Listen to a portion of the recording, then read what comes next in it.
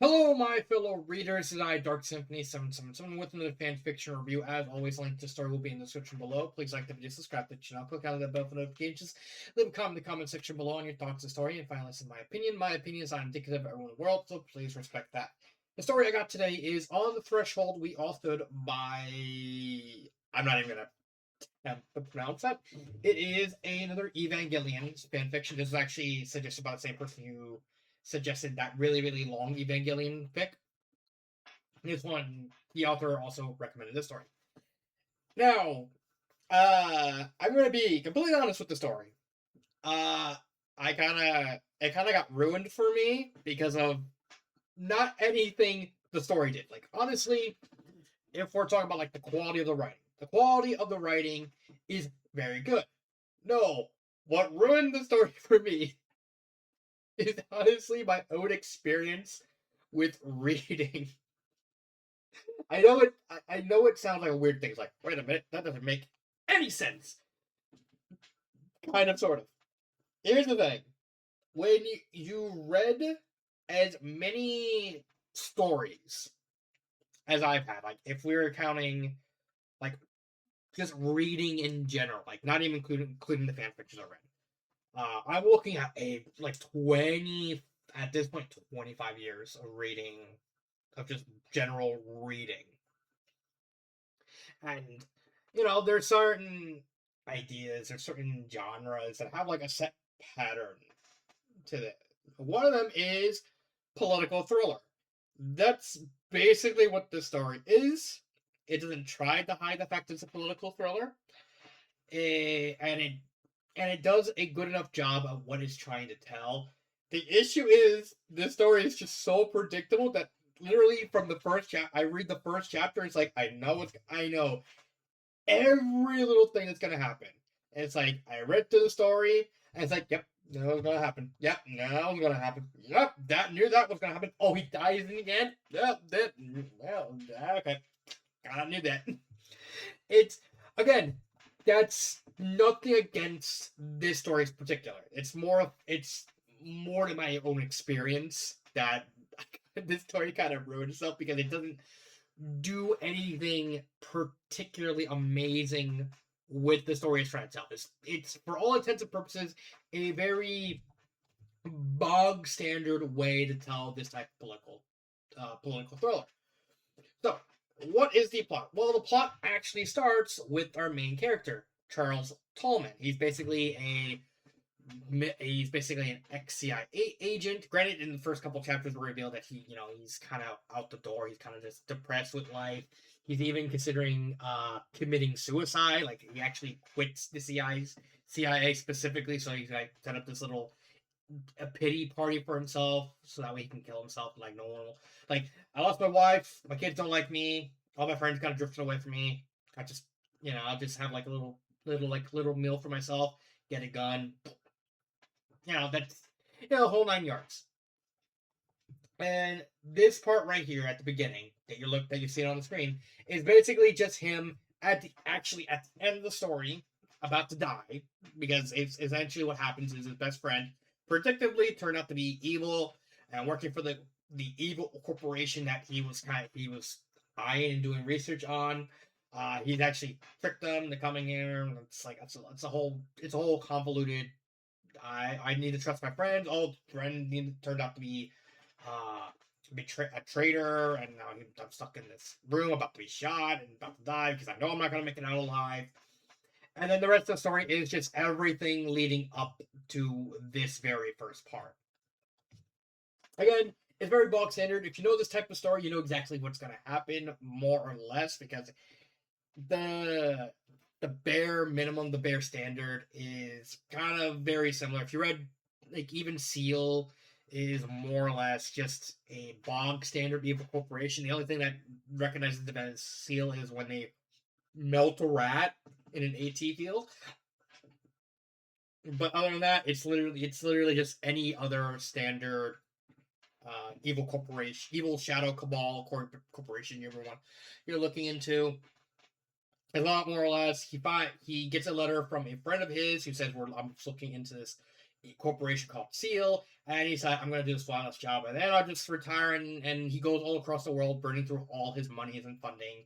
We get interspersed with like a bunch of flashbacks to kind of flesh out his character and also how the circumstances of how he became like the very sourpuss he was with his wife, with him trying to put his job, keep his wife at arm's length and try not to tell him about the job, which actually leads to her suspecting he was having an affair with her, which causes her to leave the house in like a rage and despair, drive the car, and then get herself killed. But he was too patriotic to, and also really didn't want to risk her life to realize, yeah, I kind of fucked up. Relied a lot on the Berlin Wall, and then like kind of lost his way when the Berlin Wall actually tore down because he wasn't expecting the Berlin Wall to tore down. Uh, he was hired by the CIA to test to find someone named Aurelius, and then Aurelius got the drop on him and beat him.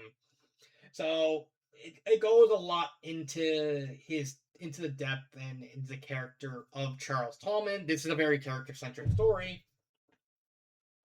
there there's a reason why I skipped the plot and went to the characters because the character and the plot kind of intersect. Charles' character is actually pretty fun. Is really well executed. The plot it's a simple, kind of telling how the guy became who he is and how he ends up in the situation. It's a very by the numbers political thriller type story. It doesn't do anything unique with his character. Again, going back to just by the numbers. Same thing with the plot.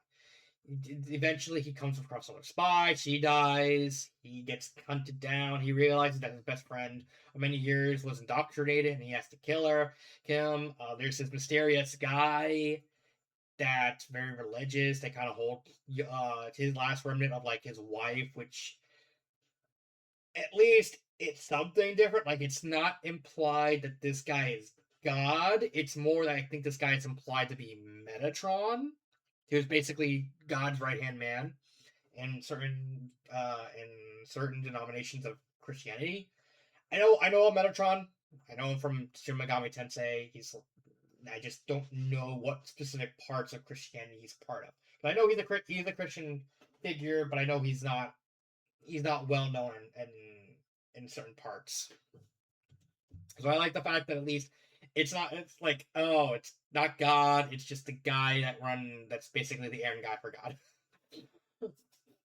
It's something, but it's like, again, I kind of knew he was walking in from these first paragraph that he was going to die.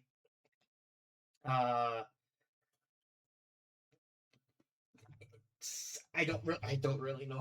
I don't really know what else to say when it comes to the plot and the characters. Because there's really just one character. Technically, there's two if you count the lady. I'm not really counting her because she's just a minor role, all things considered. Tommen isn't bad. The plot is it's just nothing. There's nothing interesting to talk about with the plot because you like if you know this type of genre, you know how the story kind of goes. It doesn't do anything interesting with the plot. It's just uh, like okay, honestly, everything in this story is executed perfectly. I have no issues with everything as a front, like everything how everything is presented. I have nothing wrong with that. It's just so predictable that I was expecting, some kind of twist, something, at least something to help it stand out, that, I can talk about it. But this entire story is just so by the numbers for what it's trying to tell. Even if what it's trying to tell is executed really, really, really, really well, it's just, why are we here? Just, just to suffer? Yes, I did make that reference. Yeah. uh, Grammar wise, I think it's written really well. The sentence structure is really well done. I have nothing wrong with that. It's very well paced. It is a very short story. It's only like 86,000 words. I think for the type of story you're trying to do, that's actually the perfect amount, somewhere around 80 to 90,000. If you're not trying to do like an overcomplicated version of this, then it would have to be longer. But it's like just like the bare bones version of this type of genre. Yeah, it's as good as you're gonna get, as long as you're gonna get. So I don't really have anything to say about the story. I would recommend it. Like if we're talking about like from a pure writing perspective, then this story is written really well. Again, it doesn't do anything particularly unique or particularly amazing, but from a pure writing standpoint, it doesn't. It all the ideas are executed to perfection. Everything is written incredibly well. I just it just particularly bored with the story. Again, it's just because it's boring doesn't mean it's bad. I just found it boring because again, I I knew exactly what was going on the moment I read this first part, and I knew exactly how everything was playing out, and that kind of ruined the story for me. Uh but this is one of those stories where you can actually kind of not know anything about Evangelion, because honestly, the Evangelion elements are like very minimal. Like I think the only thing you would probably need to do research on was like who Adam is, because even like because Seal is basically just your stereotypical shadow organization. Okay, if you've seen one, you've seen them all. It's just and like all the details of them more or less just come from even if you have to watch Evangelion. Adam is probably like the only thing you would need to do any sort of research on. It's just to explain what the hell Adam is, but that's it. But it's not necessary to read the story. Uh, do I have a favorite part? Not really. Is there anything I would change about the story? I mean, you could make it longer to make it to flesh out a lot of elements, but it just you would have to go into so many hypotheticals that you pretty much would have to rewrite the entire story. Someone would have to pick up the story, rewrite the entire thing, and just flesh out immensely. I think at a bare minimum, the best you could do is probably add a flashback describing how Tallman actually fell out with his children, because that's actually like part of his motivation why he wanted to kill himself, because again his children fell out, like they blamed him for their mother's death, and we got an explanation on how the mother died, but we don't know what happened between him and the kids, and I think maybe just adding that would at least add. It wouldn't change the story up because it'd just be another thing that's like, okay, we're expected that to happen and expected to read.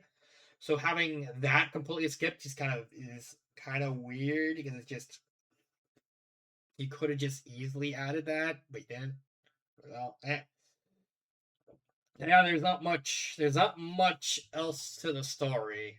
Like I know I brushed over the plot. It's just a really typical plot of just guy kind of digging his own grave and trying to figure things out, and getting punished for it till at the very end.